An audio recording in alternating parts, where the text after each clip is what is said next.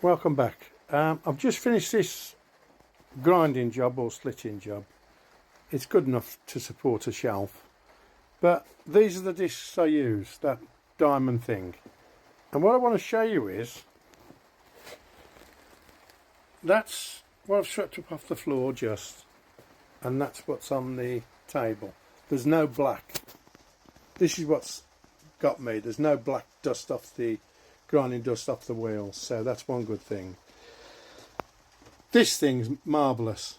Obviously I've got the headdress on, that Afrox, old Afrox thing, but what I'd say is don't use cordless for big jobs like this. Use corded. I've got a Bosch thing, but what I have got is this thing lifts up and down, so you don't have the things you poke in to undo them. But it's got its limitations. When that's long, you can't get your screwdriver in to tighten up. But anyway, that's the end of that story. So don't use cordless. A waste of time. I've used I don't know how many batteries. So anyway, that's of use. End of message.